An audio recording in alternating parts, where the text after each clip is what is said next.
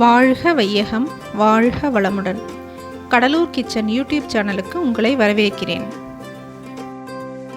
இன்றைக்கி நம்ம விநாயகர் சதுர்த்தி கொழுக்கட்டை ஈஸியான மெத்தடில் எப்படி செய்கிறதுன்னு பார்க்கலாம்.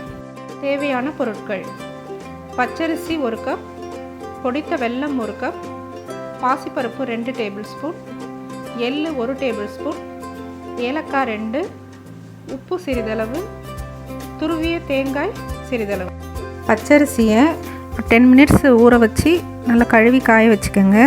நம்ம ஃபேன் காற்றுலேயே காய வச்சுக்கலாம், வெயிலில் காயணும்னு அவசியம் இல்லை. கொஞ்சம் காஞ்ச பிறகு அதை எடுத்து வெறும் வாணலில் வாசனை வர்ற மாதிரி வறுத்துக்கோங்க. கொஞ்சம் லைட்டாக கலர் சேஞ்ச் ஆகணும், நல்ல வாசம் வரும்.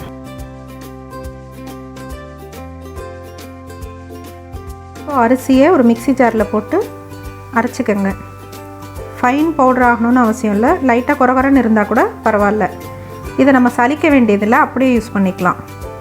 நல்லா தான் வரும், சாஃப்டாக இருக்கும். பாசிப்பருப்பையும் அதே மாதிரி வெறும் வாணலில் வறுத்துக்கோங்க. இதுவும் கொஞ்சம் லைட்டாக வாசனை வரணும், கலர் சேஞ்ச் ஆகணும். பாசிப்பருப்பு வறுபட்டதும் அதுலேயே 1 ஸ்பூன் எள்ளு சேர்த்துக்கோங்க. 2 வறுபட்டதும் அதை எடுத்து நம்ம அரைச்சி வச்சுருக்கிற மாவோடு சேர்த்துக்கலாம். மாவுலேயே நம்ம பொடி பண்ணி வச்சுருக்க ஏலக்காய் பொடியையும் சேர்த்துக்கலாம். 1 கப் அரிசி எடுத்துட்டோம் இல்லையா, இப்போ அதே அளவுக்கு 1 கப்பு பொடிச்ச வெல்லம் எடுத்துக்கலாம். அதை ஒரு பாத்திரத்தில் போட்டுட்டு 2 மடங்கு தண்ணி ஊற்றிக்கலாம். 1.25லேருந்து 2 பங்கு தண்ணி ஊற்றிக்கலாம். நான் இப்போ 2 பங்கு தண்ணி ஊற்றிருக்கேன். இதை நம்ம அடுப்பில் வச்சு வெல்லம் கரையிற வரைக்கும் கொதிக்க விட்டுக்கலாம்.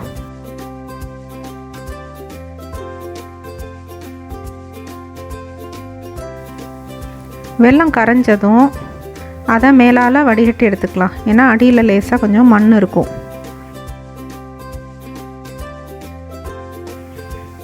இப்போ பாத்திரத்தை கழுவிட்டு அதுலேயும் மறுபடியும் அந்த வெல்லம் கரைசலை ஊற்றிடலாம். ஊற்றிட்டு இப்போ நல்லா கொதிக்கணும்.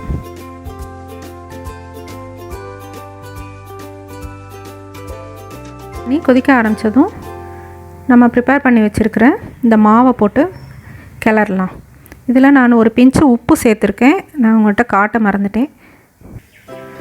கிளறப்ப கட்டி இல்லாத மாதிரி கொஞ்சம் நல்லா கிளறிக்கங்க. வாட்டர் நிறைய இருக்கிற மாதிரி தெரியுங்க, ஆனால் அது சரியாயிடும். தண்ணி இழுத்துக்கும், மாவு வந்து எக்ஸஸ் வாட்டர்லாம் இழுத்துக்கும்.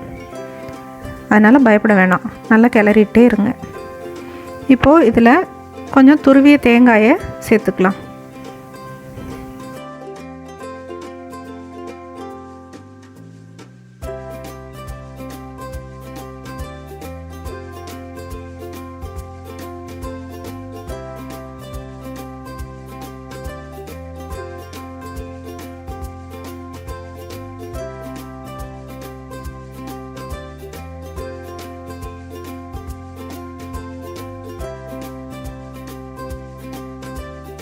பாருங்கள், வாட்டர்லாம் நல்லா அப்சர்வ் ஆகிடுச்சு.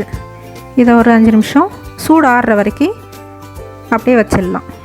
நம்ம கை பொறுக்கிற சூடு வந்ததுக்கப்புறம் இதை எடுத்து கொழுக்கட்டையாக பிடிச்சிடலாம். இதை இந்த மாதிரி கொழுக்கட்டையாக பிடிச்சி ஒரு இட்லி பாத்திரத்தில் வேக வச்சுக்கலாங்க. இந்த மெத்தடில் செய்கிறது ரொம்ப ஈஸிங்க, நல்லா டேஸ்ட்டாகவும் இருக்கும். கொழுக்கட்டை ஆறுனா கூட நல்லா சாஃப்டாக இருக்கும், ஹார்டாக ஆகாது.